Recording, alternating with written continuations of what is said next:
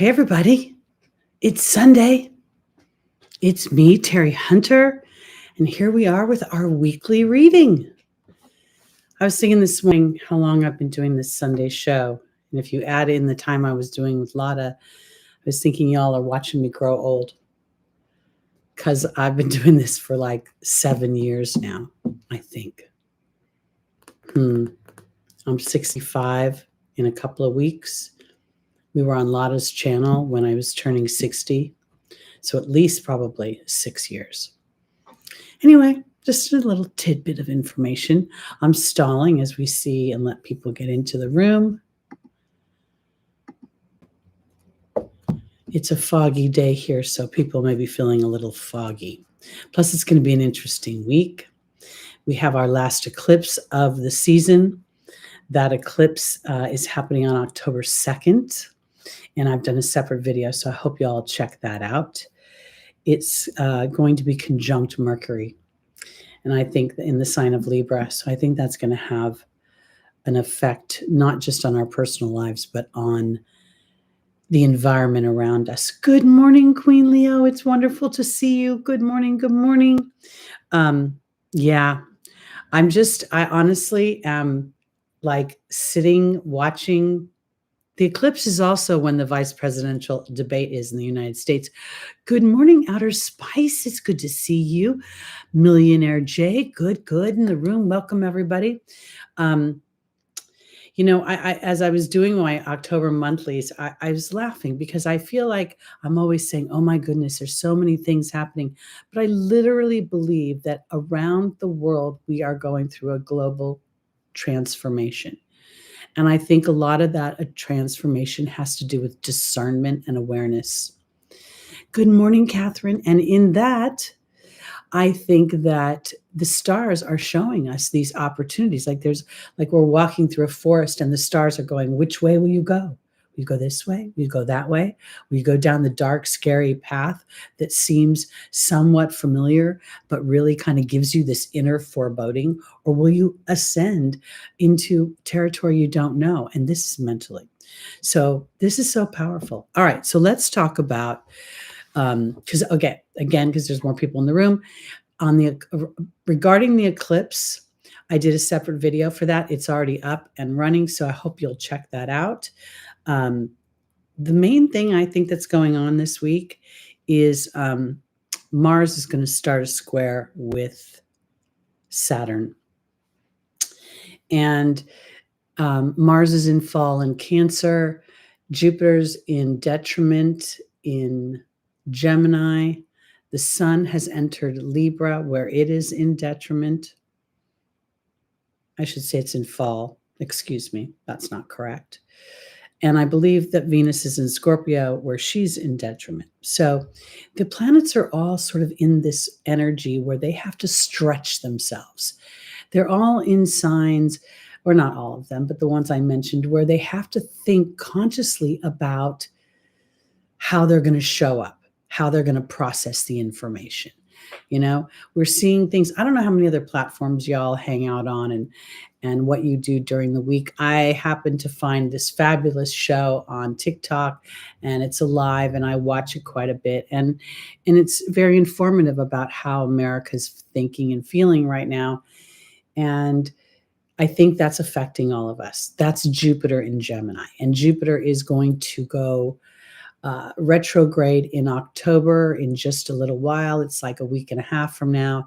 And so we're feeling the slowdown of Jupiter in Gemini, giving us an opportunity to really look at what we think philosophically, idealistically, what we want in the way of our expansion, and then how our everyday environments are either supporting or distracting or whatever the case may be. So I think this is very interesting. So as Mars, I should get back into what I was trying to say. Mars is in Cancer, and nope, that's not true. Mars is still in Gemini. Oh, goodness gracious. Let me look at my phone. I've been doing those October things, and now I messed my head up. So give me a second to figure out what I was going to say. Oh, sometimes I just have to make myself laugh because I'm so fabulously flawed. Welcome, CC Pups. Hey, Small Wildflowers. Good to see you. Hi, Jules. All right, let me get to the chart. Silly me. Mars has to be in Cancer. Where am I? Yes, Mars is at 14 degrees of Cancer. And Mars is trining Saturn. I screwed up. I'm going to have to change the thumbnail. Dear God in heaven, I really goofed. Okay. Let's recalibrate my thoughts. And thank you, everybody, for forgiving me for being a little bit distracted and goofball, because this is the thing. Mars and Saturn, I have this thing about Mars and Saturn. Mars is exalted in Saturn. I know Mars is in Cancer right now.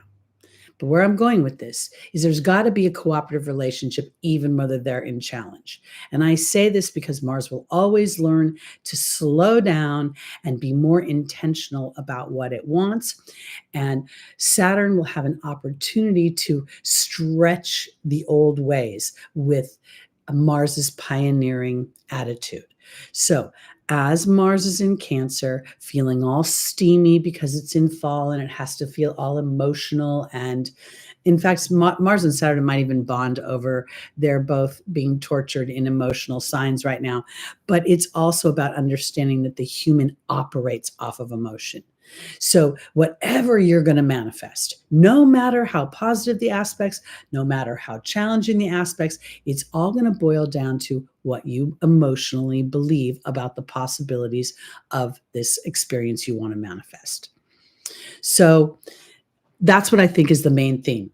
The main theme is Mars's conversation with Saturn this week, because this is an opportunity to rewrite your history or to even use your history to support the things you're building towards your future. I've also said that the main focus Spirit has shown me with Saturn's transit through Pisces right now at this time in history, because of the way the United States chart plays out and the way that we are all being affected by this environment, is that the structures we are building with our inner voice, with the divinity within us, with God, with the angels, with source energy, they really don't care what you want to name it, because our human brains cannot contain the vastness of the universe and what is available to us.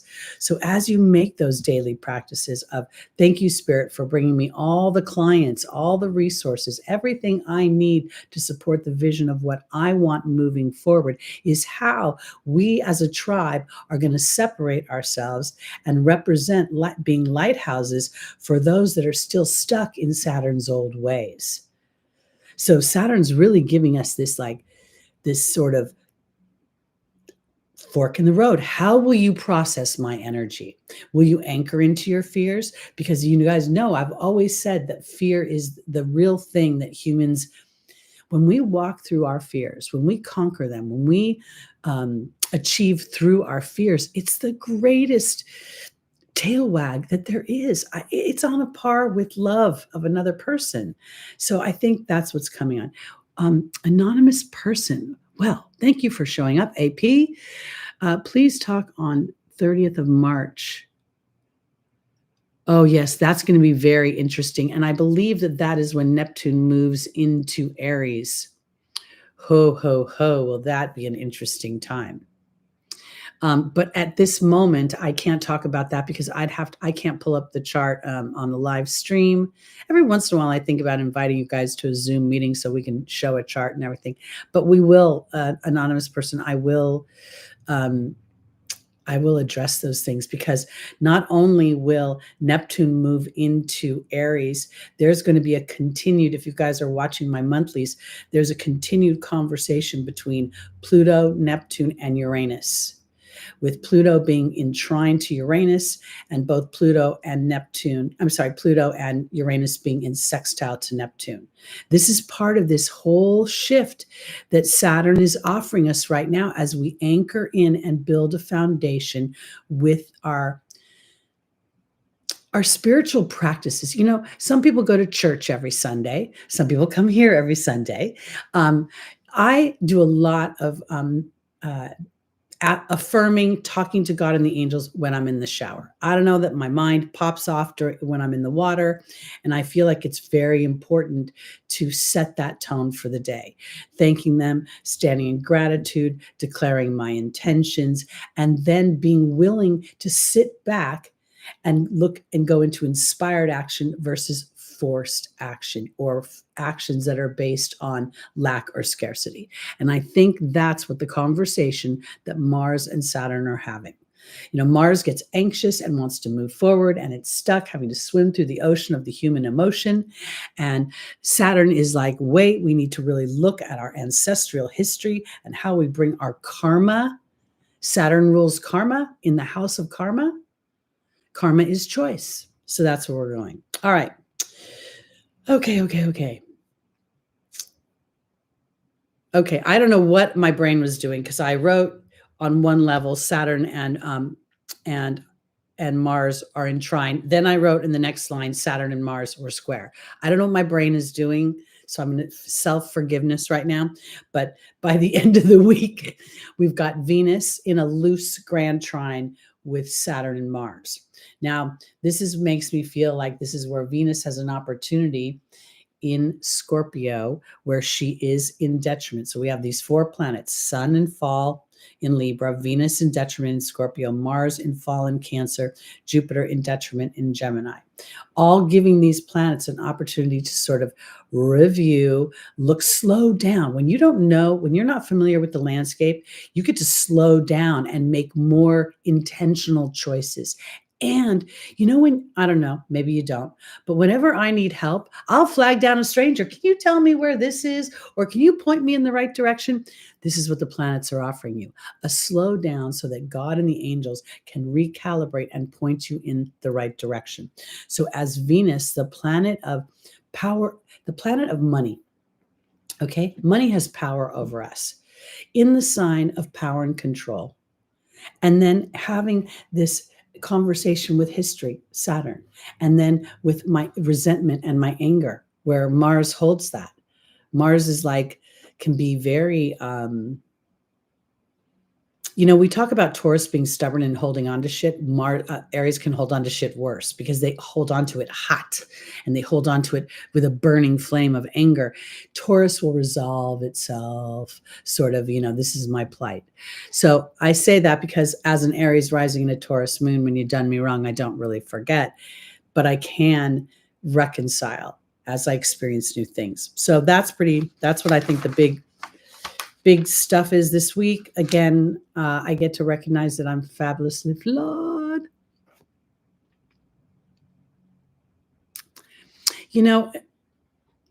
Karma. Oh God, now I'm going to have that song. Not only am I going to have that song in my head, I'm going to have red, blue, and green. Red, blue, and green. Okay, here we go into our astrology insanity every Sunday morning. All right, so we're starting with our birthday people. And if y'all missed the beginning of the broadcast, I am officially, according to Google, an old woman on the 17th, the full moon on the 17th. So that's going to be kind of fun to enter this new chapter of age is just a number. Okay, this is one other thing I want to tell you before I move on. And this is not astrology, but I got to tell you again. And it's a non-sponsored plug for this fitted grounding sheet. The best thing I've ever bought in my life. I think I've mentioned it a few weeks in a row. And I swear to God, my body feels like I'm 40 again. So if you have not checked it out, I recommend it. If you have sore aches, if you got achy feet, you got restless leg syndrome, you have any sort of inflammation, this sheet is like a dream. And I don't know, if it matters the manufacturer, but again, it's a fitted grounding sheet where you Queen Leo, where you sleep on this thing for 18 hours. I look up for 6 hours or whatever at night, and you will feel, wow, so good. Okay. Now we're going to go into our readings, and we're going to be serious astrology stuff. Oh yes, so much of North Carolina is has swept away with these hurricanes. Prayers to everybody. I did see a little bit of that. Well, that's why the sheet's so important, CC Pups, because if you're only as old as you feel, I'm going to feel 40 for a while. And I'm kind of excited because I see other people my age and they're a little more rickety than me. Okay, here we go. We're starting with our birthday months with our Libras. Happy solar return. If your birthday is this week, darlings, you are having a birthday on a new moon solar eclipse. This is so powerful for planting the seeds for a new experience. This eclipse is conjunct Mercury. So Mercury rules our thoughts, right? And the eclipse is at 10 degrees, Mercury's at 11 degrees, and just for shits and giggles, Venus is at 11 degrees of Scorpio. That screams 1, 1, 1, 1, 1, 1, 1. So your thoughts are things, planting things for feeling a sense of peace, a sense of harmony, wherever I'm talking about Libra right now as the first house in Libra rising, but wherever your Libra energy is, this week you have an opportunity to plant the seeds for a new feeling of flow, of a sense of calm. And I think that that can come from the inside out. All right. So what is your tarot card, Libra? Oh my goodness. All right. I love how spirit works. The Magician, Mercury, as above, so below, and the number one. See, this is when I get really freaky about spirit because, like, how do they know that I'm going to talk about this as I start? So, what we know from the Magician is not only is it a major arcana card, which holds great emphasis, it is that you have all the tools that you need. It's just a matter of harnessing those tools, and they are in the form of your thoughts. That's where we see this infinity symbol. And the as above, so below literally is like your little thought bubbles and your little speech bubbles then create the experience you have in the physical. So let's see what the angels have to say for this week. And again, I want to send all my condolences, my prayers, my empathy for the people that are experiencing these challenges in the with Hurricane Helene. This is a very interesting sort of, I almost sometimes wonder if you can look at the chart of an area, if you would see Neptune or something that would reflect. We also, Mars in Cancer, that water, that's kind of an interesting idea. But anyway, let's get on to Libra, your personal reading. Our first angel is Layla, spending time telling spirit what it is you desire. Now, I want to offer this to you because when the human starts to contemplate what they desire, they immediately vibrate back into the journey to get there, which will inadvertently shift your vibration or your frequency into a bit of lack. So, doing your best to sit in this sort of, I'm looking forward to experiencing, I'm inviting in, can ease that energy, because that Magician is very much talking about your thoughts. Then we have Celeste, a new move or a new place of employment. But for me, those of you that have watched me a long time know that I always say that no matter where you move my body in location, I think a certain way and take my actions based on that thought. So there's a shift in thinking. Akasha is offering spiritual counseling in the form of your experiences. And then here comes the epiphany. Let's see where we might be focusing in on. Waiting is a weird energy. I want it whenever you desire to experience something and you're aware of it. When you think about it, just if you can say, I invite that experience in, there's a softening of the lack somehow, because it still honors the lack and the humanness of it, but then it opens up the space. Oh, this is really terrific. Outer Spice, Libra moon. Okay. Do you know what degree your Libra moon is at? Because this solar eclipse could really start to plant the seeds for a new way of people seeing you in the public eye within your career. And Mercury being conjunct could talk about, oh, wow, there you go. It's right on you. So this Mercury being conjunct could have to do with your new teammates, your new workmates, your new everyday activities. This is exciting. Okay, and the Magician here is supporting that. Layla is being joined by the King. Celeste is being joined by the Frog. Akash is being joined by the Birth and the Rebirth card. And the Dragon is joining Archangel Raphael. The South Node is also in, an orb to this South Node's like at 6 degrees right now. So it's within 5 degrees, which to me is on a loose, good morning, Lucy, is a loose orb. I kind of try to like to keep them tighter, or at least the tighter they are, the more influential the feeling. So here where I think is this King is not representing a man, but representing things that are just and fair. Authority. We see inside the house of Libra, where this is where policemen live and lawyers live and people who dispense fairness and freedom and keep the peace. So I think that this is about a just time to take authority for the things that you want and to be mindful of your thoughts. This is not about trying to be positive or perfect. This is almost about saying, hey, you know what, Spirit, I'm a little wobbly right now, so help me align to that bigger picture. Because as you shift your thoughts and as you move into this new place, you could literally be getting a new job, starting a new job, moving to a new place. But more than likely, you've also shifted the way you're thinking, which probably brought in the new job, because the Frog not only represents the cleaning of the house, which is the mind, it also represents abundance. Now we think about this eclipse being at 10 degrees. Conjunct Mercury at 11 degrees. And then just for you know what and giggles, we've got Venus over in Scorpio ruling money. Okay, she rules money and Scorpio rules money at 11 degrees. Because I think you're going through a rebirth, and you've been going through this, honestly, Libra, since Pluto's been squaring you. And while this, you early born Libras haven't felt the square for a while, this could be where the manifestation starts to show up because of the South Node's transit has allowed you no longer to edge God out, but to be willing to release that which is toxic or doesn't work for you. So to open a new space, because here comes the Dragon, which to me very much feels as if I'm taking a bit of power in my life. I've got a sense of self that I'm calmer now. And then I see this Archangel Raphael, which feels very much like this balancing act, because I'm aware of an old line of thinking and then potentially a new line of thinking. Okay, what's up?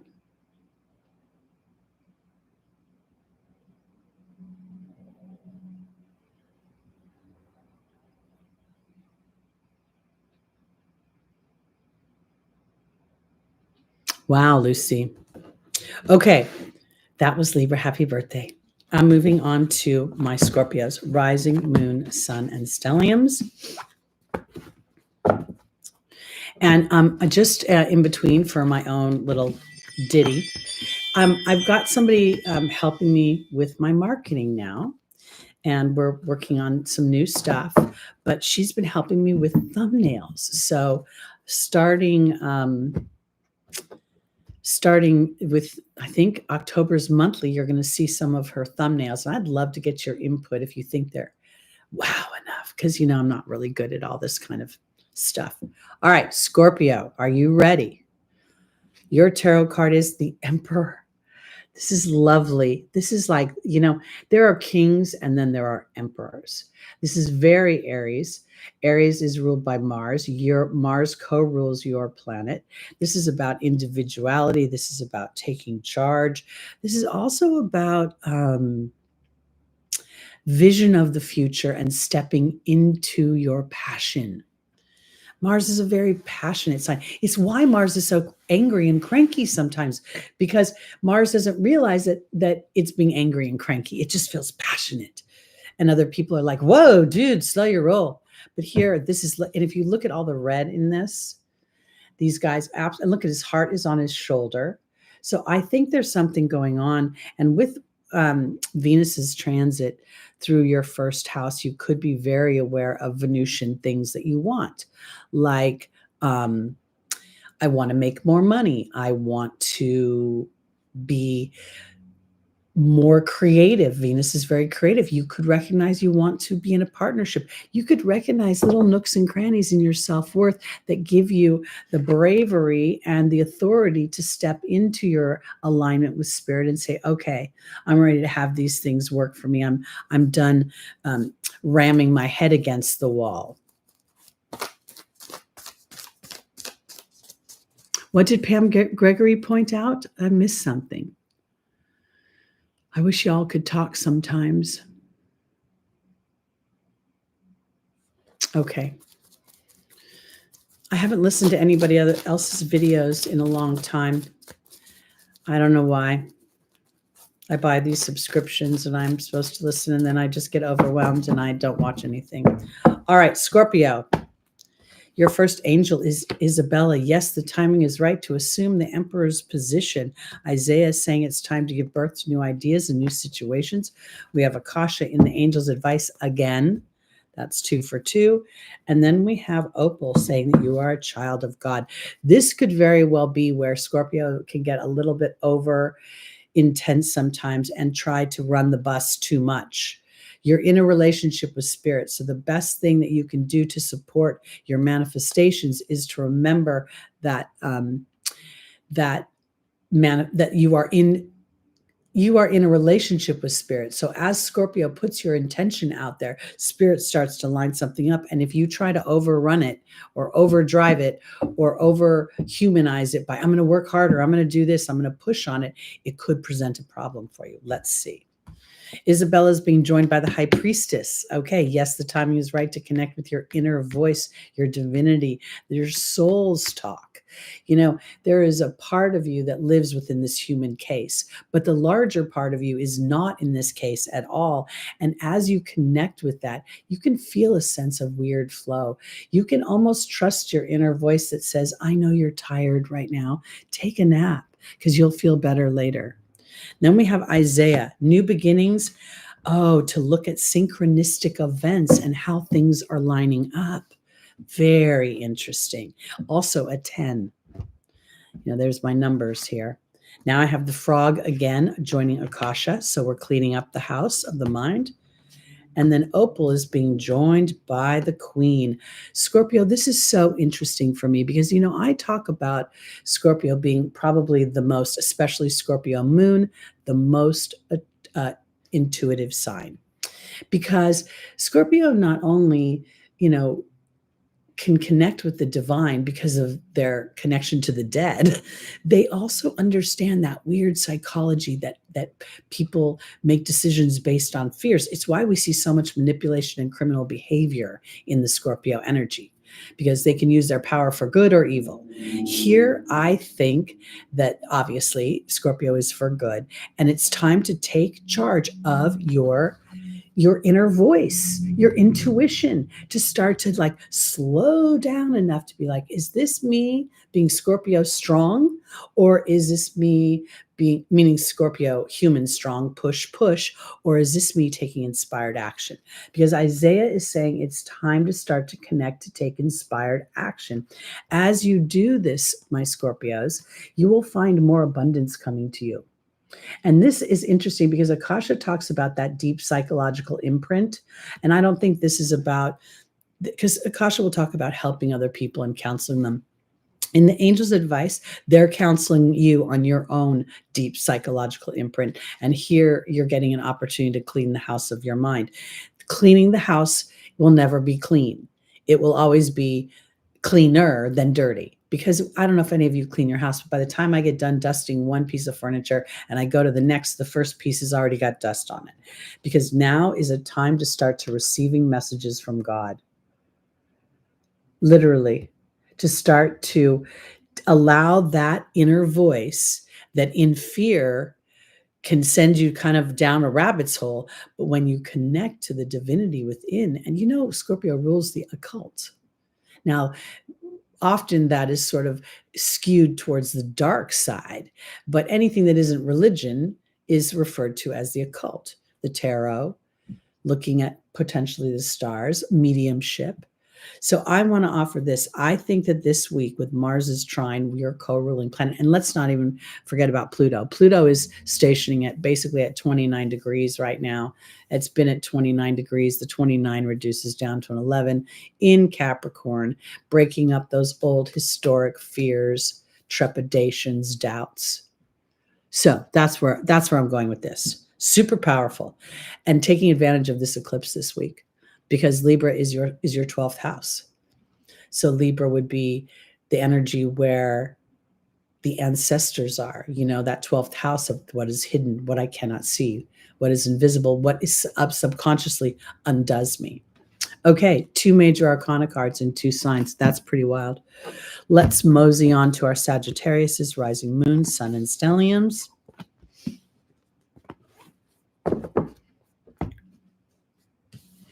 Okay, I'm so curious. Somebody said TikTok. Oh, Millionaire Jay, why did you say TikTok? Have you seen me on TikTok? I'm just curious. I don't get to read the chat to follow along. Okay, I'll start my Sagittariuses. All right, Sagittarius, rising moon, sun, and stelliums. Oh, the Queen of Wands. This is a very, this is a fire sign, obviously. We see this is actually the Leo energy, but we see her looking to the future. This is a very passionate queen, a very nurturing queen. She keeps the home. Oh, yes, you were right. I did say that. And we could talk on TikTok, I think. We could, absolutely. I need 1,000 followers. I'm working on that. So I'm hoping that'll happen by the end of the year. Okay. This queen for my Sagittarius is all about you, okay? Because you are fire. You are, in many ways, Sagittarius is that sign that can see the idealistic viewpoints of the world and how kind of, the connection to the angelic realm. It rules business. It rules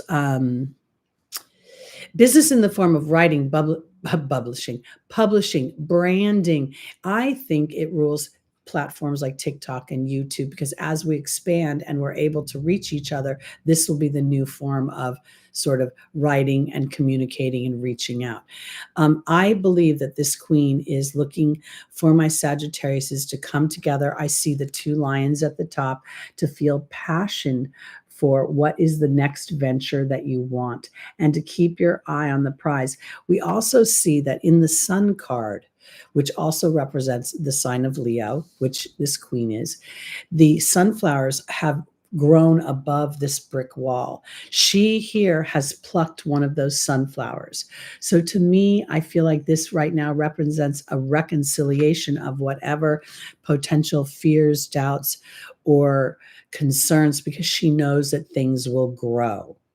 Okay, because sunflower, the sun makes everything grow. Okay, let's do our reading. Again, this is for Sagittarius, rising, moon, sun, and stelliums.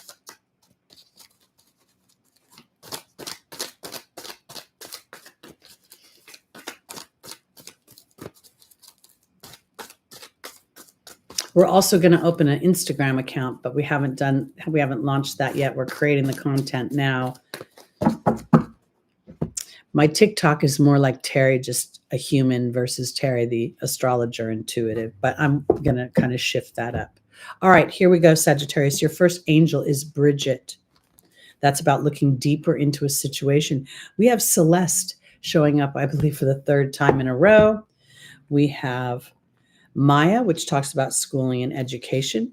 And then we have Xana, which is about protection. Well, so Sagittarius's ruling planet is now in detriment.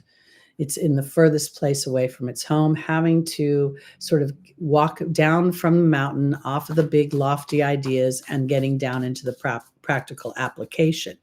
Now, for me, Teri, as an intuitive, the first practical application that I do is not about going into my contacts and reaching out to people or to create content. My first practical application is to say to Spirit, if this endeavor that I'm doing is aligned to my bigger vision of myself, thank you for supporting me as I birth it. Because I think Bridget looking deeper could be looking deeper into your future, but in a way that more is supportive of what you want. Okay, I always talk about the you is me is very important. And I say that not because everybody is selfish. I'm not necessarily promoting selfishness towards other people as much as when we follow our passions, we invite other people to do the same. And we are happier people walking around the planet. So Sagittarius, Bridget is asking you to look deeper into the movement, because if there hasn't for some reason been movement, Jupiter, your ruling planet, in the 7th house of professional contractual relationships, of peace, harmony, also overlaying the idea of that Gemini energy of information, news, conclusions. Celeste is talking about a new home, a new place of employment. And I think there's twofold rebirth for you coming. Potentially, if you're looking for a new job or looking for a new opportunity, it could come up. But you also may have new ideas about how you want to birth that new venture. Because if we look at what's happening in your 2nd house with Pluto going through those last few degrees and deciding, how do I really want to make my money? Where is my confidence? Where is my what I want? You have an opportunity to sit in that energy and to capitalize on it. We have Maya, who's teaching you the rebirth is about passion. It is about following passion. Sometimes when we get into the Jupiter energy and Sagittarius, it could be a little Mr. Know-it-all. I've been there, done that. I'm the educated one. I sit on the Supreme Court. I know it all.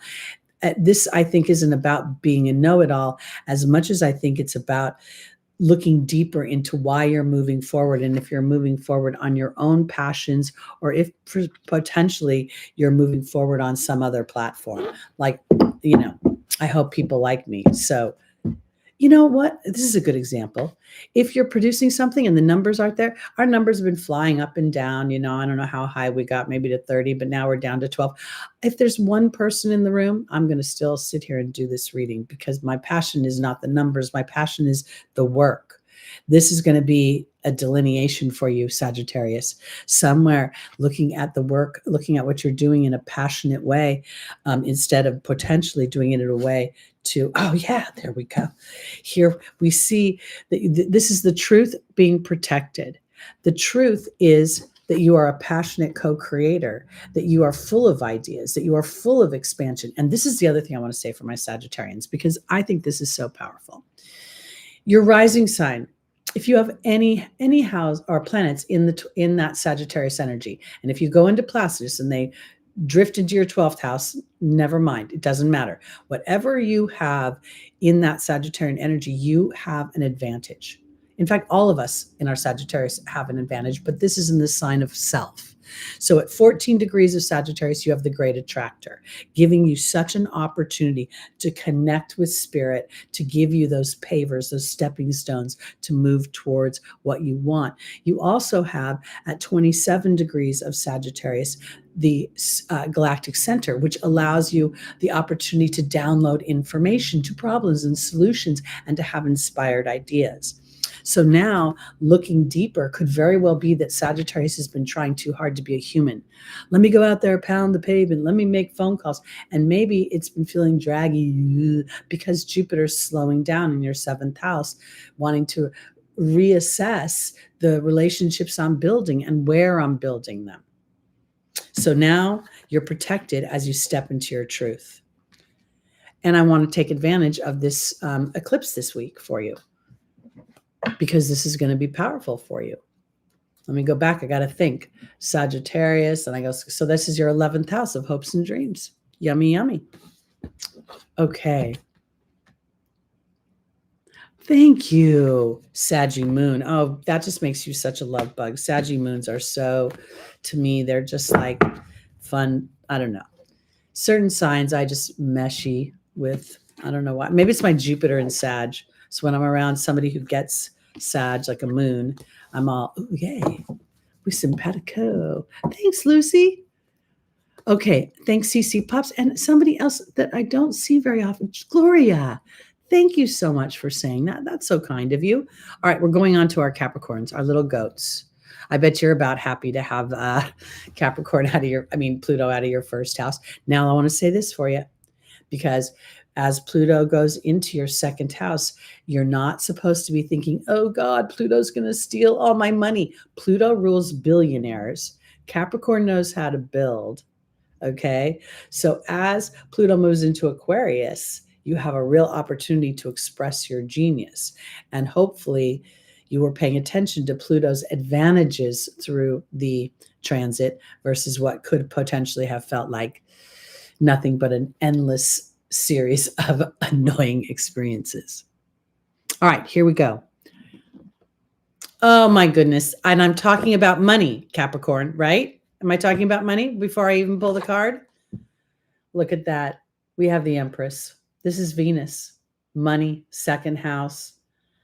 In about a month or so, November, you're going to experience that for the next 20 years. So I think that this card is representing many things for Capricorn. Not only relaxing, okay? It's also, and not relaxing does not mean that you're sitting on your butt.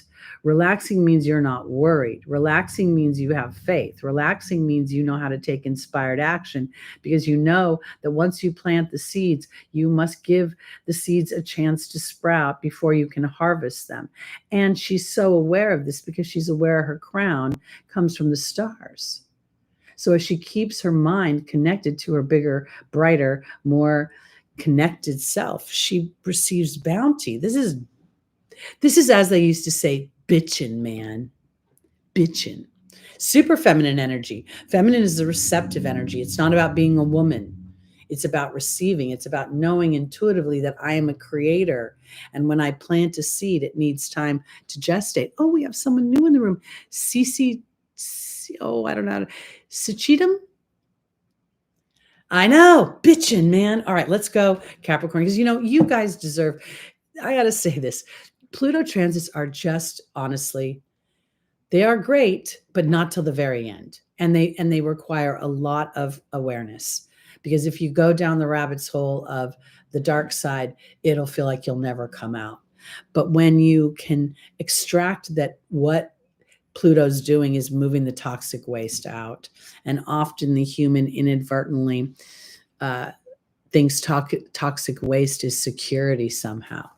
So let's see where you're going to start to receive more bounty, where I think this is actually an interior job, where you start to put some focus on something and you're like, okay, this sounds good. Oh, we'll be getting to Virgo, but we got a ways to go because we start on the birthday month. So actually Virgo is going to be our last sign today. If you're a Virgo sun, that is. If you're a Virgo rising, you'll be the last. If you're Virgo sun, I don't know, because wherever your rising sign, we do rising sign. So you might want to look up if you don't know your rising sign. And then we go by the moon. The moon is the other most important thing. Then I look at the sun. Oh, Queen Leo, yeah. Well, that's all gonna, that's the big purge. Okay. Capricorn. We have Archangel Raphael offering a healing. Now, I want to define that for you a little more clearly, because I do not believe we need to be healed. We are not broken. I believe that a real healing is balance. So understanding why I walk through a situation. Capricorn tends to build on obligation, responsibility, duty, on what's expected of me. And sometimes that's also fueled by fear. But when it transforms into leadership and into the higher vibrations that Saturn has to offer, it's really very, very magical. So that's what Archangel Raphael is offering. Azure is saying your desired outcome will happen in the very near future. Have patience and faith and don't force it. What is Venus doing? She's relaxed. She's like, I put my drink order in, honey. I put in the appetizers. We're just waiting for things to show up. Here we go. In the angel's advice, we have Isabella saying, yes, the timing is right. Looks like Capricorn's going to get a little nugget. And remember, we have a new moon solar eclipse in Libra. I believe, let me just think really quick. Okay. Capricorn, Cancer, Gemini, Taurus. Libra is the fourth house, right? Yeah. So this could really be, if you want a new home, you want something that you can call your own, that makes you feel warm and fuzzy, it could all be right around the corner. Indriel, the light workers here. This is the other thing I want to say about my baby goats known as Capricorns. We've talked about how this transformation is so powerful for you, because when we go from those really dense earth signs where I got to pound the pavement, I got to work hard, I got to do because... and then we start to shift into that inspired. I'm gonna work from passion. I'm gonna declare from my passion. Spirit starts to really work through you because people are shocked by your transformation.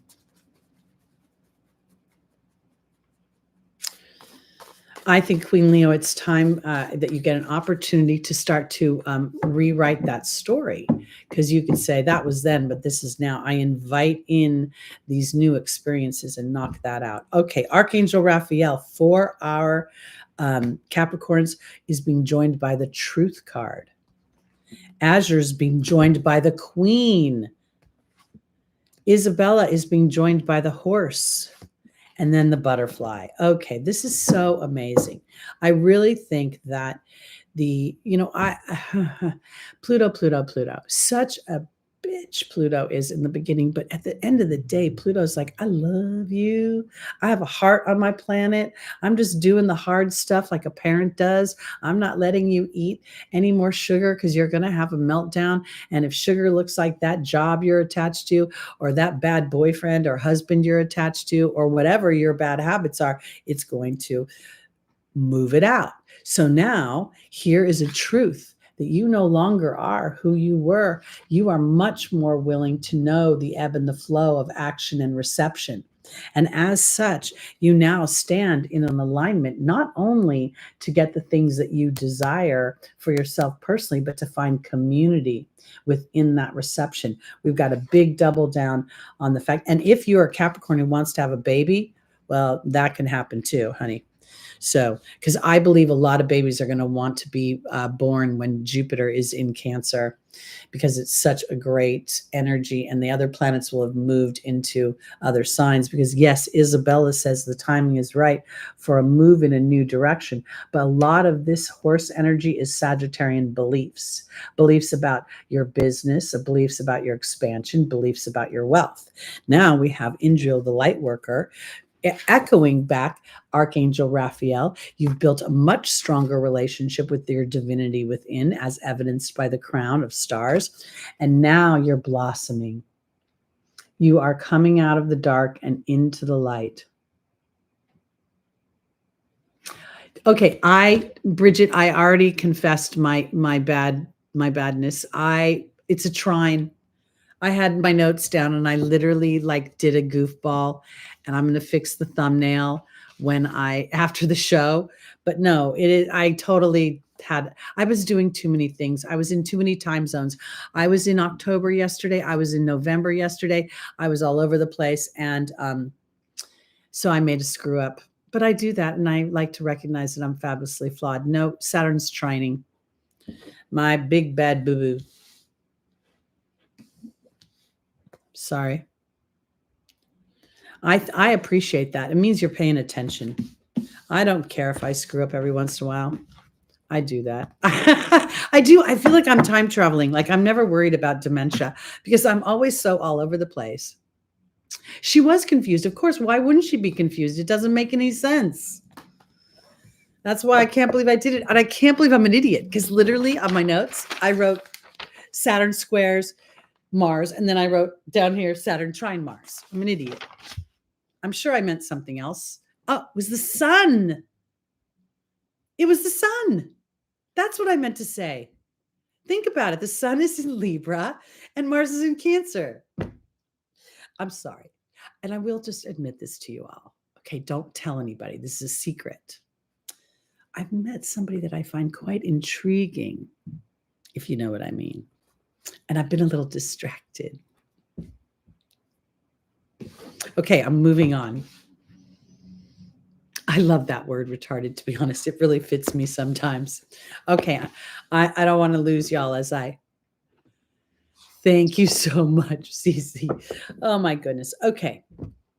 Onward and upward. Well, we never know whether what's awesome, what isn't, because one minute you're up and the next minute you're down. But this does feel a little bit different. And you know what's so fun? He gave me his astrology, so I've already looked at our synastry chart. Okay, we'll just save that for another time. We're going on to our Aquarius's rising, moon, sun, and stelliums. The king of Aquarius. This is so interesting. I go on to Aquarius, and there's Aquarius. Okay, so let's see where we're going with this, because this guy could be doing a lot of things. He could be a little bit on the cold side, but he could be cutting through the muck. So let's see. Yes, indeed. Interesting things happening lately.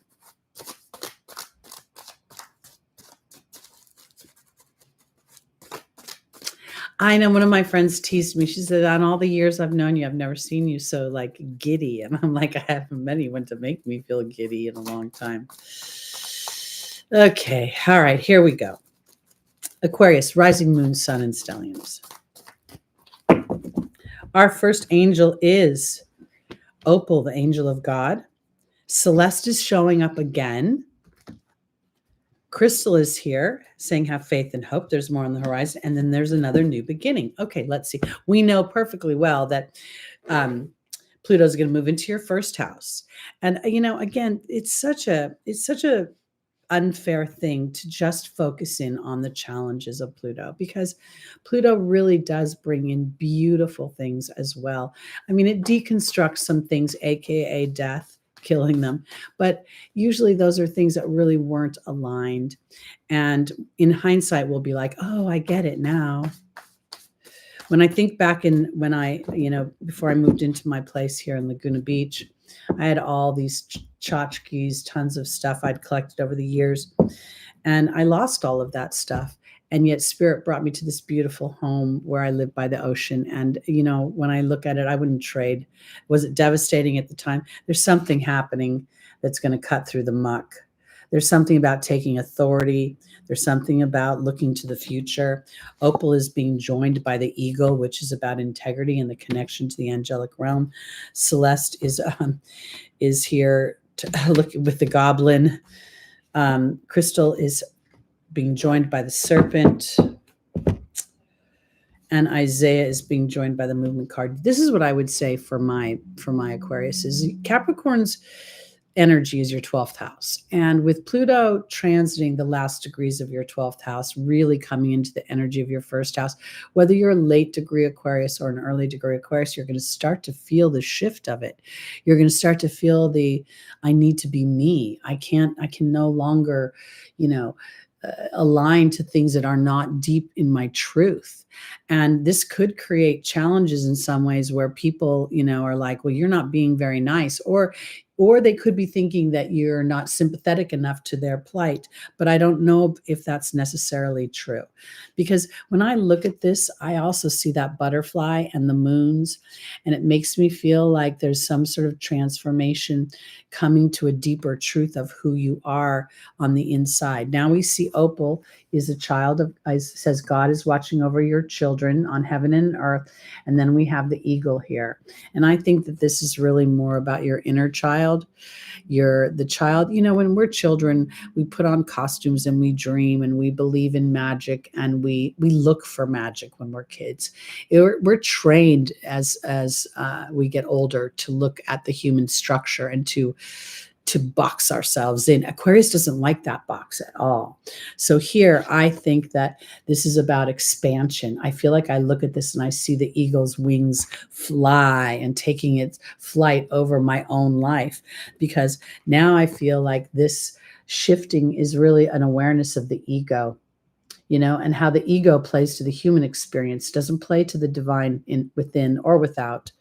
It plays to making other people happy. And maybe you're done with that. Maybe you're like, you know what? I'm done.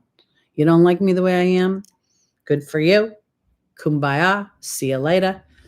Because here's the snake, or the serpent, I should say, which is healing and knowledge, and then crystal saying something more is ahead. And if anybody can feel more ahead, it's Aquarius, because Aquarius looks, is conceptual. Aquarius is innovative. Aquarius sees things that aren't there yet. What if I do this? What if I invent that? Because there's something moving for you. Something's beginning. There's a new beginning. And I think this is about taking literally authority of your own life. Exactly. The people pleasing, or, and sometimes as we start to become aware of that, we're making decisions based on other people, not on I've told you guys this story from a long time ago. I used to have this big brown Barcalounger. Okay. I don't know why I bought it, but I remember when I was in the showroom sitting in it, I thought, oh, Mama, if my sister and my brother-in-law come over, he can sit in this chair. My brother-in-law has never walked into my house in 21 years. I've chased my sister's love for years, trying to be rich enough, cool enough. And I just realized that the cooler I got, the less she liked me. So I got rid of the fucking Barcalounger, and I bought a fancy yellow chair with birds on it and flowers, because that's what I like. And that was weird when I started to realize that I was making choices that weren't even involved. They were involving other people, but they weren't involving them physically. They were like imprints of my emotional body. It's weird. It's weird when you think you've reached somewhere and then you're like, oh man, I thought I cleaned that closet already. I didn't know there was all that back stuff out there. That might be a little bit of what Aquarius is going to experience. Do you love your lazy boy? I did not like my lazy boy. It didn't hit my head in the right place. And I was very glad to get rid of it, to be honest with you. All right. Here we go on to our Pisces rising, moon, sun, and stelliums. Exactly. Oh, look at this, Pisces rising. You got the Lovers card. The first thing I see is vulnerability. Like, I just see the naked people, like, here I am being naked in front of you. And yet the arms are open. Now, we know that the Lovers card represents choice, represents a sign of Gemini. We see Archangel Gabriel hovering over these two people. We also know that when we choose a lover, we choose a trajectory of experiences. So if you date somebody who is a military guy, you could have or a military woman, you could have a very kind of more regimented, strict experience. You date somebody who enjoys spirits, you could have a very different experience. So choice is up for our Pisces. Let's see where we're going with that. We had a lot of major arcana cards. And with this new moon solar eclipse in the sign of partnership, Libra, at 10 degrees, conjunct Mercury, this could be spirit telling you that it's time to decide as to how you feel about your choices and where you want to be vulnerable.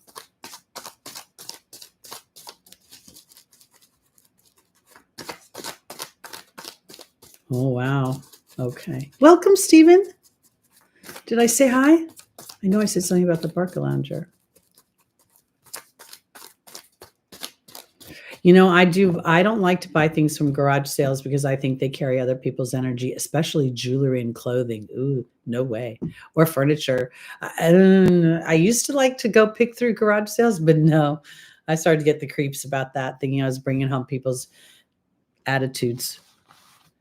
And they weren't always of gratitudes. All right, Pisces. The Lovers is being joined by Maya, the angel of education. Yvonne is about vulnerability. Opal is saying you're a child of God. And then Archangel Uriel is about frustration. Oh, okay. I can absolutely address that. Rising is how we do the readings based on the rising sign. But if you ask me, rising and moon are on a par. Moon way more important than the sun for me, because the moon is my emotional body. It's the part of me that people don't see. I mean, yes, they see some of mine. So we manifest on our belief system. Our belief system is fostered by our emotions. So I think it's super important. I'm a Taurus moon and an Aries rising, and it just screams out of me. much more than my Libra sun. All right. Maya is being joined by the owl. Yvonne is being joined by the risk card. Opal's being joined by the love card. Oh, and Archangel Uriel is being joined by the joy card. Well, this is very interesting for Pisces because, we always think of Pisces as so compassionate and so loving. But, if you piss a Pisces off, oh my gosh, they can really get mad at you. I'll just put it that way, because this is about choice somewhere. I really don't think this is about the lovers so much. I even want to say that I think that this is about, okay, so the lovers card rules Gemini. Gemini is ruled by Mercury. So now we're going Pisces. How are you choosing your thoughts? How are you choosing to operate and learn from the ebb and the flow of your life? The little bit of a challenge about the Pisces energy is that it's so mutable that it could be absorbed. It's why the house of Pisces rules the invisible, rules where we spend time alone, away from other people, where it rules the challenging side of our mental processes. Because I really think that there's something about risking being vulnerable to a new situation and being vulnerable to a bigger picture of your life path, that things don't always have to repeat in the negative. Because here Opal says you're a child of God being protected, and here's the love card, and here's the risking of vulnerability, and here's the lover's card. And then we go down to this, do you want to be happy, as the joy card offers? Or do you, and Archangel Raphael is here offering you sort of a Archangel Raphael deals with those subtle Mars energies of anger, resentment, frustrations. So there is here, I think that Pisces could potentially be looking that they get absorbed in relationships, that whatever their individuality could feel suspect within relationships, and maybe something's opening up for you that's either offering you a creative collaboration, a love collaboration, a friendship collaboration, but somewhere where you get to risk being yourself more authentically or more openly. And as a result of that, you're being put into an opportunity of, will you choose the new story or the old story? Saturn is moving through your first house. And as Saturn moves through your first house, it's very much emphasizing that you're building things that are sustainable and enduring. And that's your sense of self and how you want that to be. Now we have Neptune floating around in the last degrees of your first house. And, depending upon what planets are there or what's going on and how it aspects, Neptune can turn this into a very spiritual experience, or it could turn it very much into an experience where you feel even more invisible.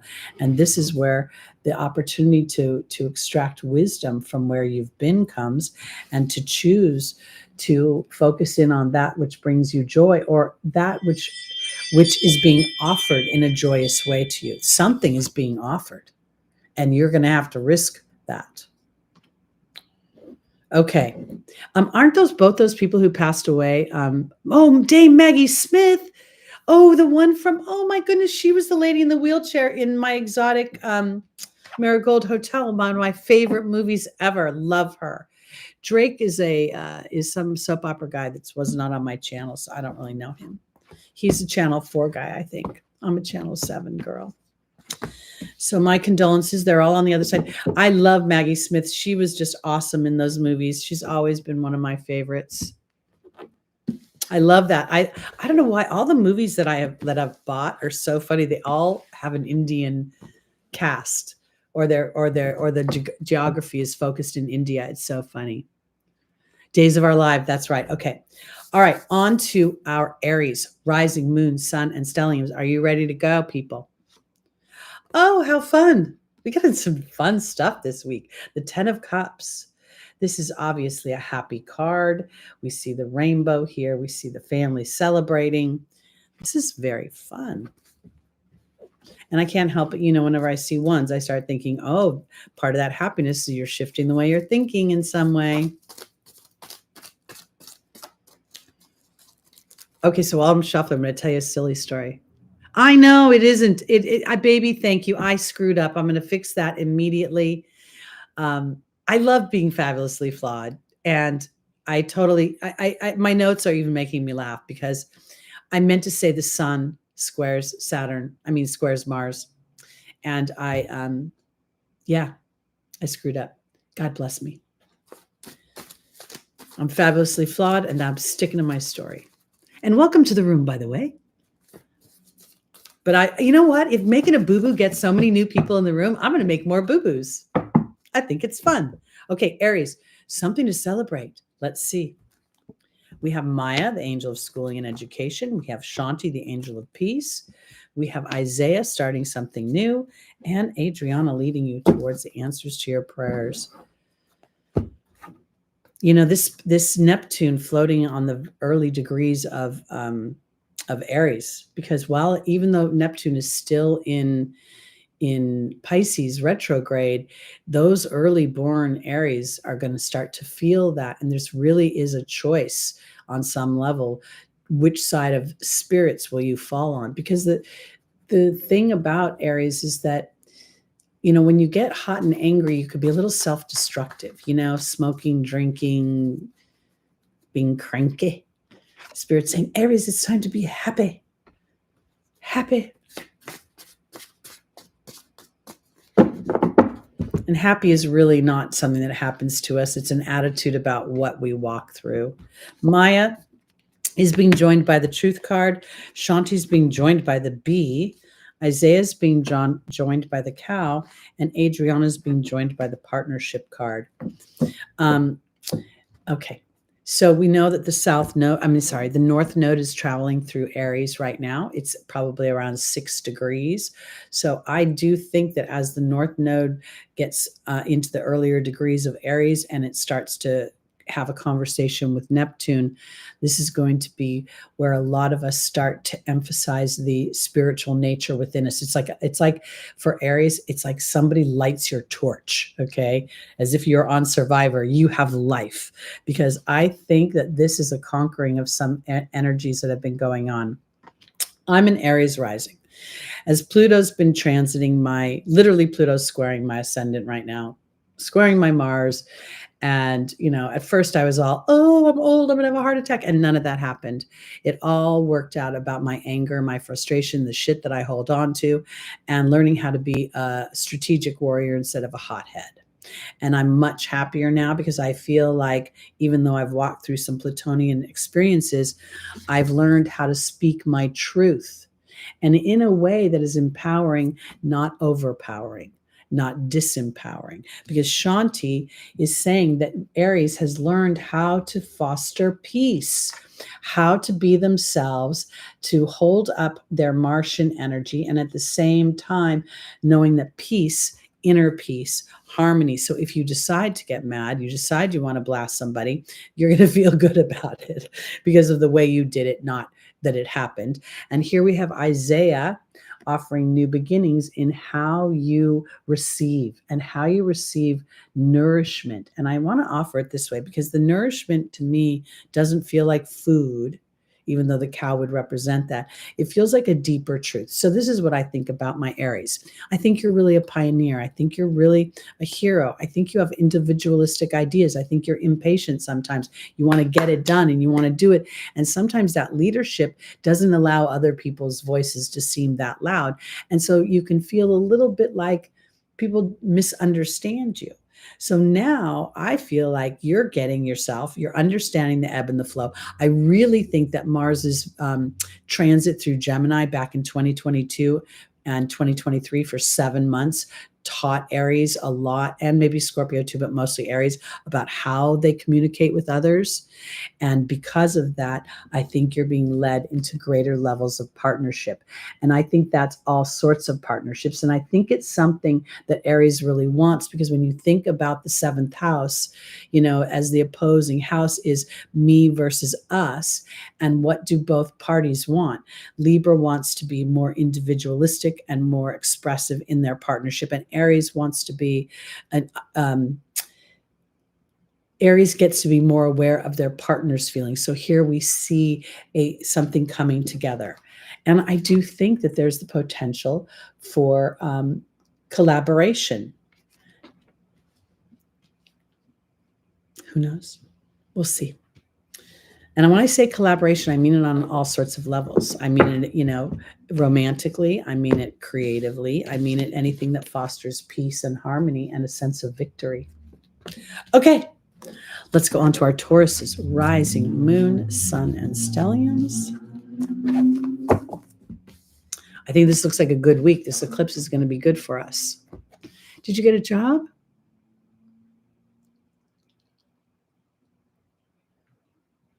Oh, we're not.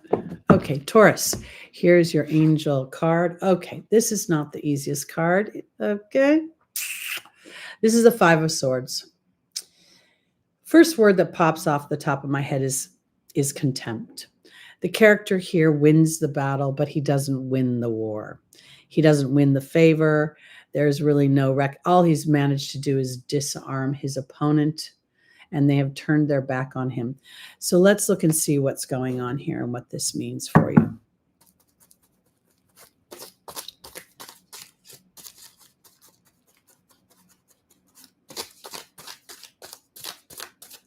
This might have something to do with your work environment.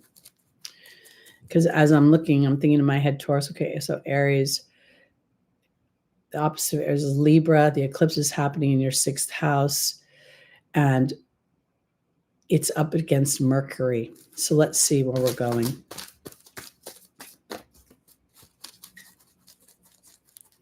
I wish I could change that thumbnail. Like a part of me could just go out of my body and change it right now. But oh well. All right, Taurus, our first angel is Caressa. You're at the end of a life cycle. New happiness awaits. Archangel Uriel, frustration, anger. Astera says to reach for the stars with your dreams and your desires. And Archangel Raphael is offering a healing through an epiphany. I want to say this. Sometimes when we walk through... oh no, a biolab is burning in Georgia. Jeez. That south is just getting pummeled right now. I wanted to say this for my Tauruses because when I look at this right now and I think about your 6th house kind of being lit up by the eclipse, there could be a potential that you yourself feel that you will receive contempt if you put yourself first, or you put your wants and desires, or you shift something around. Caressa is being joined by Merlin, which is justice, alchemy, and balance. Archangel Uriel is being joined by the Fire Fairy, which is optimism and creativity. Astera is being joined by the butterfly, which is blossoming. And Archangel Raphael is being joined by the deer.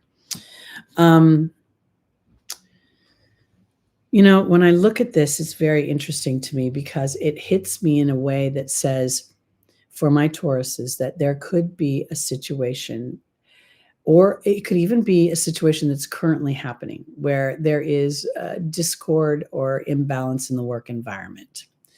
And I'm going there because this Five of Swords feels like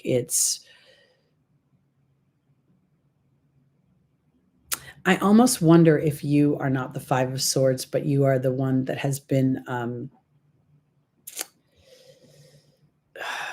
I feel like the guy in the green might be your opponent. Maybe somebody's won a battle, but maybe they haven't won the war, because now there's something coming to a conclusion and balance and justice is being offered. And as I say it, I'm thinking to myself, maybe this is not a test for you, but rather an exercise to display your evolved point of view. With Uranus moving through your 1st house, you've been probably, shifting in unexpected ways, or unexpected things have happened that would require you to pivot or shift. And now the choice is to be angry or to choose to be happy and turn towards something more creative, because I think what's happening is an opportunity to demonstrate some sort of flexibility. One of the challenges with Taurus is that it really likes to, it likes the tradition. It likes to know where it's going. It likes a sense of security. And sometimes it'll hold on to something that's stale. And here, I think that the epiphany is all about diplomacy. And if this is about an argument or some sort of discord within the workplace, your sixth house energy, then you have an opportunity to balance that. And then the demonstration of balancing it could really open things up for you, liberate you from something. I also think that in the back of my head, Mars is making some sort of aspect to Taurus that feels like it's challenging the Uranus energy. But I don't want to say now because I didn't write it down. And even when I write it down, apparently I write it down wrong. But overall for my Tauruses this week, I almost feel as if you can either not display open anger, contempt, resentment for any of your people in your work environment or within your sixth house energy, and sort of try to present something a little bit more diplomatic, you may find yourself excelling beyond the situation. And if for some reason that discord is coming towards you, that contempt is coming towards you, if you could be more neutral about it, the more, turn the cheek other person, the people around you, the uppers around you, it could resonate in a way that actually makes favor for you. That's the way I want to say it. It's almost like, even if the other person is right, if they act like a jerk, they're going to get in more trouble than you are. I don't know why I want to say it that way. I feel like I'm in high school right now, but that's kind of what it feels like. Okay, let's go on to our Geminis, rising moon, sun, and stelliums.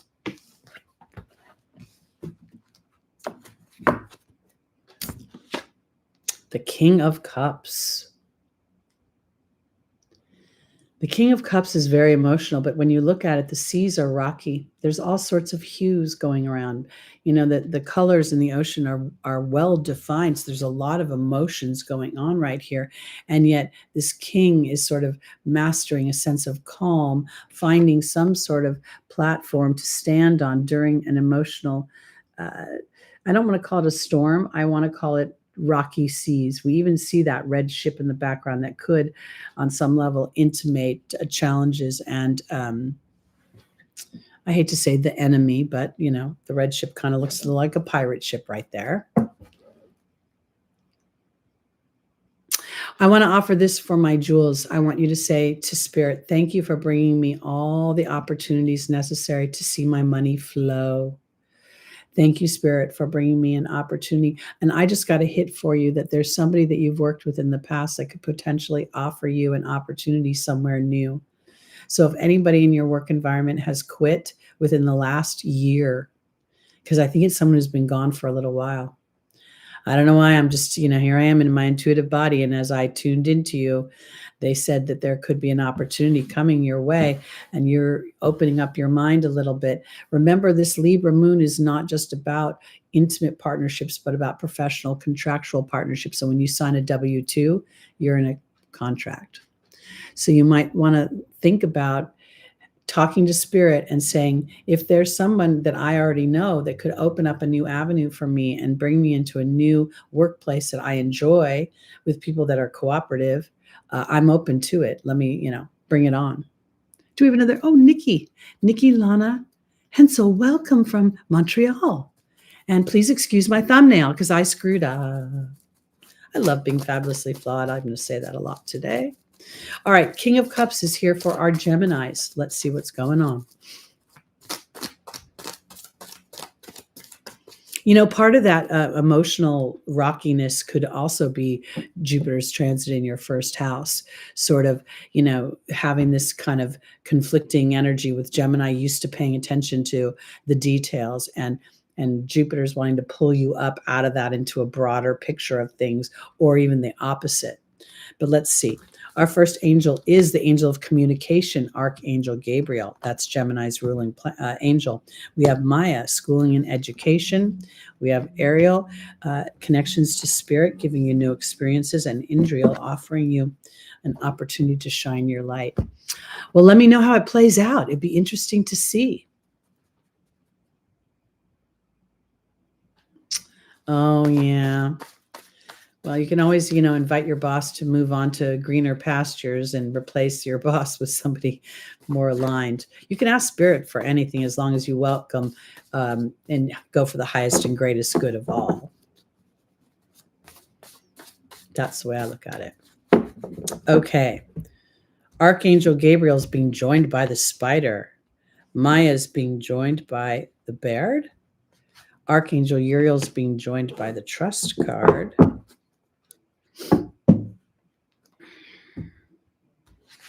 And Indriel is being joined by the mystery card. I think that the King of Cups this week is offering his energy to my Geminis. And I think that this is about being emotional versus being cerebral. I think that this might in some ways be uncomfortable because you're used to processing and looking at things from your mercurial standpoint. But I also think that this is about some sort of mastering. If we look at this king, his feet have green shoes on, but his tunic is blue. So he stands most firmly in his heart chakra and speaks of that.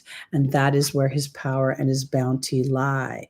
So here, I think that your communication is really, I think that this web, this spider web right here is not only representing that relationship that I always think, because when the fly gets in the web, it doesn't come out, but also the spider represents the having a relationship with spirit, with Archangel Gabriel right now, for anything you feel insecure about, because here is really, this bear talks about history, but it's also the enchantment of storytelling. And Gemini is a storyteller. Mercury is a storyteller. And there's a lesson to be learned in the story that you tell yourself, the words that you repeat often.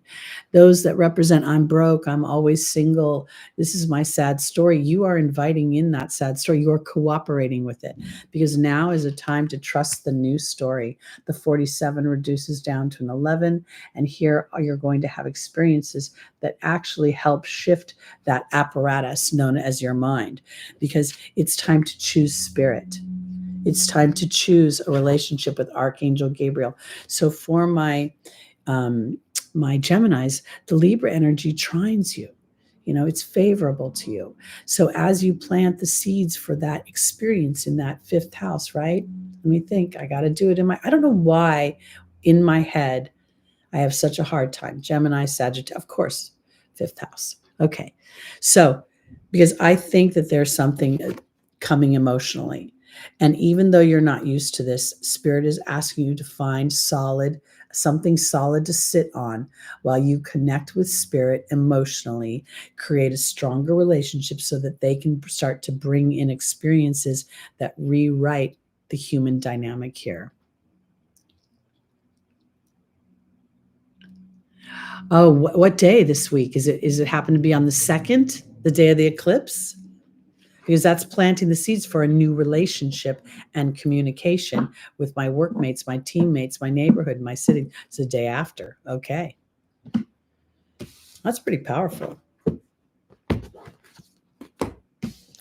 Are things expanding in your workspace at all? Like, are you getting any growth in there?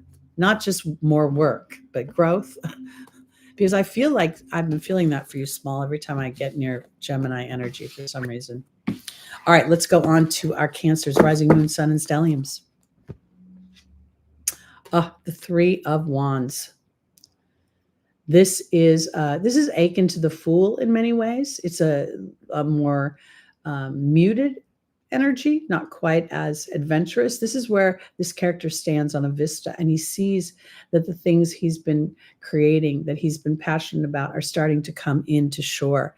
The primary color of the yellow is representing the power chakra, right? So we're really keeping an eye on what it is we want, not the timing of the ships coming into shore. This is for my Cancers, rising moon, sun, and stelliums. Did I not say Cancer? All of a sudden I'm thinking that my brain is doing weird things. Hi, DJ. Aloha. Mahalo. Here we go, Cancer. Now we know Mars is moving through your... Mars is going through your first house. Now, this is not fun because Mars and you, you're kind of strange bedfellows. Okay. You got to work pretty hard together because you can be very put off by Mars's directness. Okay. And yet sometimes that crab crawl doesn't work for you, and being direct actually serves you a little bit. So again, we're looking for a happy medium when we're experiencing the energies of these planets moving through these signs. So as you're aware of this, it gives you a lot of power in directing your thoughts. And there goes my first angel, Celeste.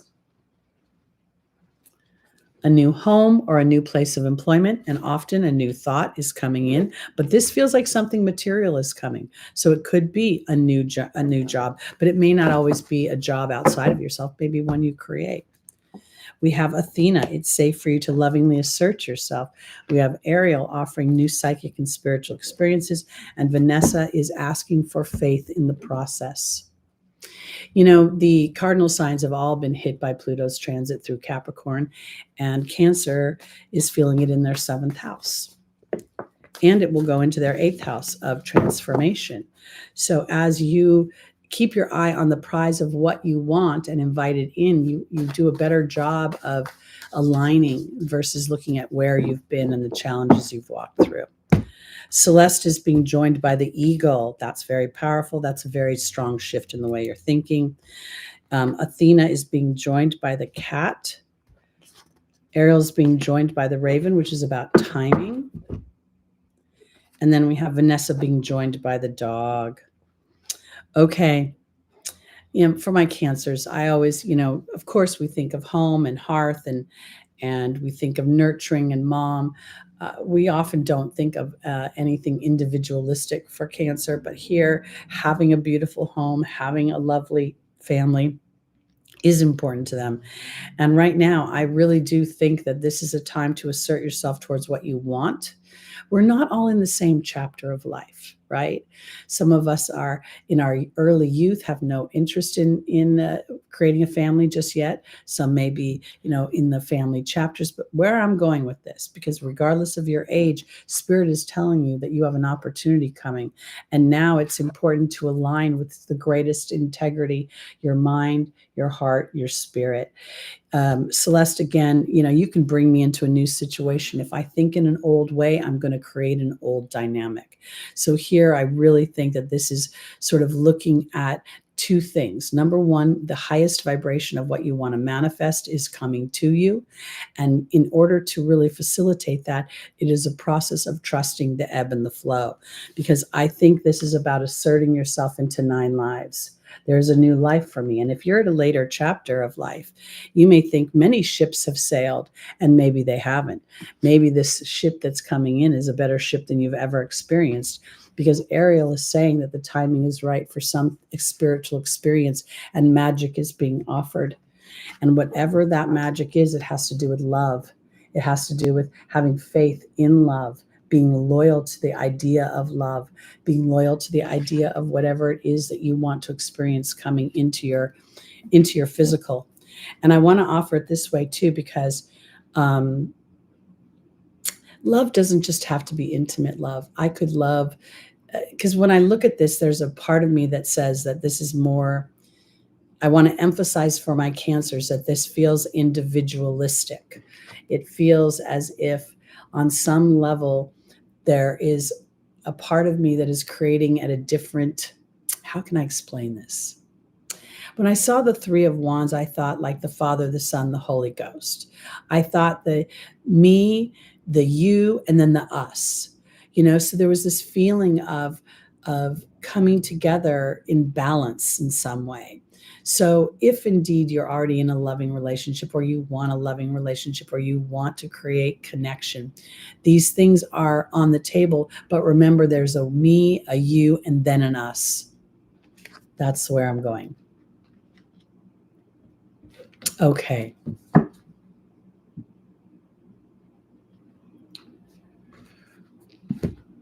Onward and upward, we're going to our Leos, rising moon, sun, and stelliums.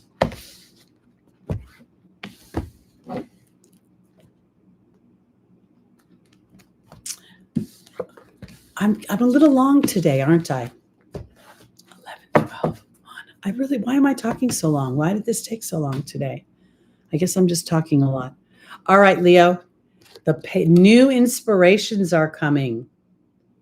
New ideas, new opportunities, potentially new passions.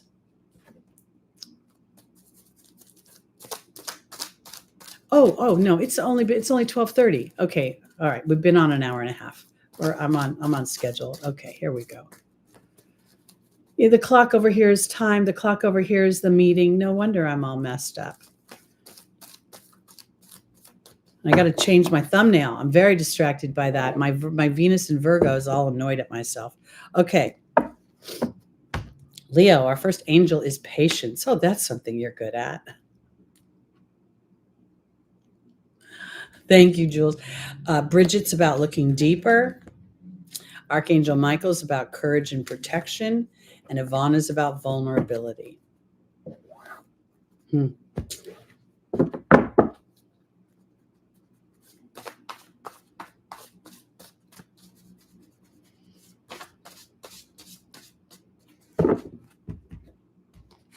Patience is being joined by the Hawk card. Bridget's being joined by the Swan. Archangel Michael's being joined by the Death card. And Yvonne's being joined by the Letting Go card. It's interesting for my Leos here because as I'm looking at the page, I can't help but notice the 2 little leaves or 4 leaves on the bottom of the wand. And then as his hands move up, he's kind of focused on the top foliage. And it made me feel as if there's a building energy for Leo, as if there's something that you've created that maybe you're not paying attention to or that you're not giving credence to, but it's because of this thing that you've been creating, building, passionate about, that it takes you up to see new levels. And I feel like this patience card is a process. And part of the process is paying attention to the signs and omens that inspire you into the next action. Because then I saw the 11, and then the Swan is the 12. And I felt like there's a sequence of events, and that to look deeper into the transformation of where you're going. So let me kind of give this, give you a little context. When you're creating something, as you walk through the creation of it, you become more confident in your ability to birth it. So I think part of what's going on here is that you're in a process that's taking you from being able to see the big picture to starting to go off in flight to birthing it. Now it's about having the courage to allow for the transformation, to walk towards that which you feel passionate about and inspired by. Because Yvonne is about vulnerability, and the Letting Go card is about the transformation of fear. Now, what does Leo rule? It rules the heart, and having the courage to get up on the stage and be the performer, to be the leader, to enjoy yourself. So here I want to offer this. This feels like this particular week is about an inspiration. And maybe you get to use that Libra energy, having Mercury conjunct this solar eclipse, to put in the ritual, the ceremony, the honoring of the moon in order to facilitate this moving forward in a new creative way. And I think part of it is also a willingness to understand that you're at a place where you're in a journey with a bigger part of yourself. So looking at your results, like, I got to make things happen. There's a series of 10s here. There's a building with the 44, and the page is ushering in a new energy, something that's not tested or true or solid yet. It's just still inspirational. So allowing for that will take you into what feels like an awareness of wanting to birth something. When I started to think about being Teri, there was a part of me that did not want to work in a bookstore. I always thought that it was restrictive because I do things so differently than everyone else. And I tried all the time to get a job in a psychic bookstore. And I got one job for 3 years, but any time I tried to depend on it, it didn't work. So it wasn't until I succumbed to or surrendered to my own individual expression that I started to find my tribe. So I think that's what's going on for Leo.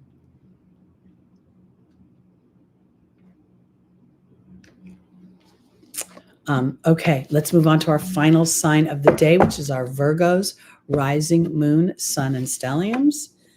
And this is a card of rest. This character has actually been through the wars. He's now come home to the spiritual nature of who he is, and he's reconvening with the soul here. We see the three swords are aligned, so he's aware of many of his thoughts.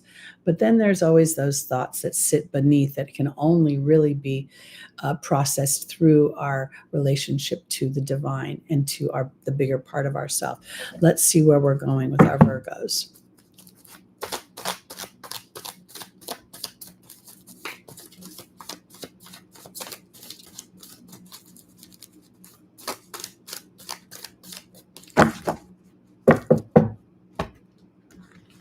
We have the Patience card.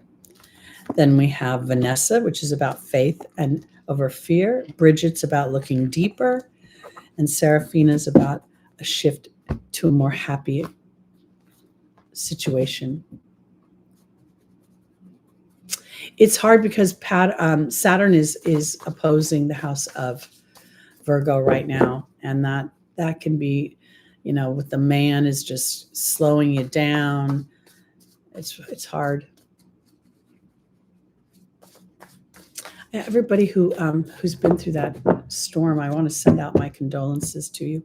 Virgo, patience is being joined by the movement card. Isn't that funny? Isn't that interesting? So this is a realignment of your thoughts somehow, slowing down in order to move. Vanessa's being joined by the partnership card. Bridget's being joined by the spider. And the cat is being joined by Seraphina.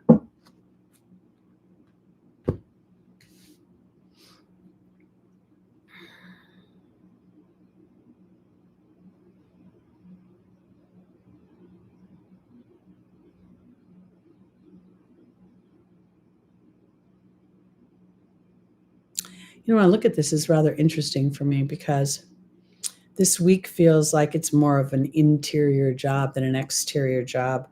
The movement that patience offers is a process of some kind. It's reviewing something. The Four of Swords echoes that as well, a slowing down, a resting in order to reconnect and recalibrate.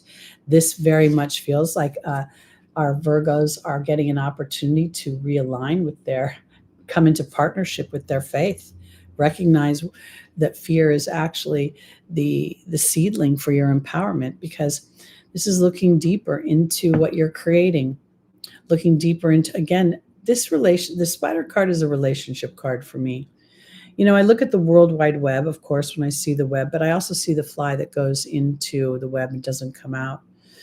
And I think that here, this to me is potentially looking deeper into the creative aspects of who you are, what you want to be long-standing.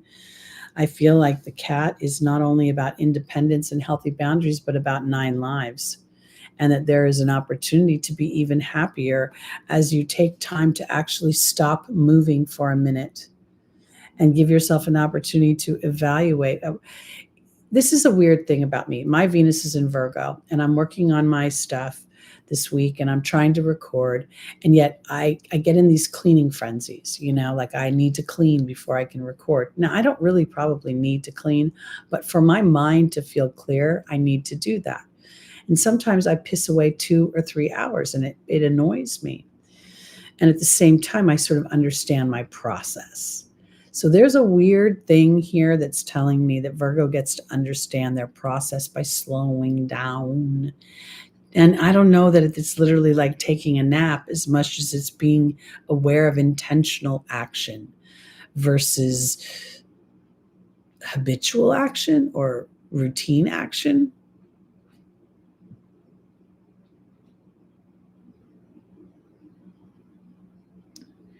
Not listening to your body could maybe be one of the biggest ways that your soul doesn't get annoyed with you, but our bodies are definitely the okay, be, do, have, right? So there's your being energy, there's your inspired action, and there's your have.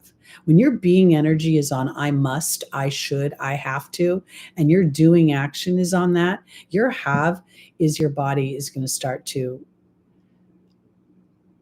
argue with you. You're not honoring the vessel. And it's not just the vessel of your actions, it's the vessel of your spirit. No action is sometimes action. Exactly. I'll tell you, the committee, I said to a friend recently that I have not met my teenage self in years, and yet she has made herself known in ways that surprise me. And it is through the willingness to sit back and ask what she wants to tell me.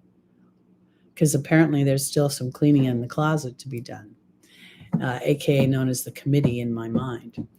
Okay, so this is it for this week. Again, I get to be fabulously flawed and recognize that I made an aspect that doesn't exist. And I want to thank everybody for paying attention. It makes me feel good when you're paying attention.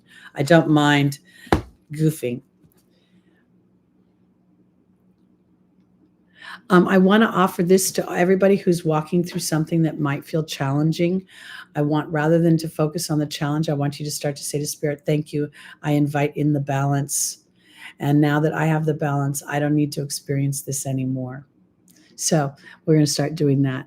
All right. We will be back next week when we will be in October. It's so hard to believe that this year has just flown by, and we will have a lot of the transits will, a lot of the stars will, or planets will start to station in their retrograde or in their, we're going to see some shifting a little bit going on here. So, all right, everybody, best wishes. Once again, thank you for joining me. Thank you for your likes and your comments and your hitting the subscribe button. Be sure to hit the notification bell so you know when new content's coming out. I've got some plans to incorporate more tarot readings. And then, of course, we're going to announce some cross-pollination on the platforms. So we'll see you next week, everybody. Sending lots of love to you. Peace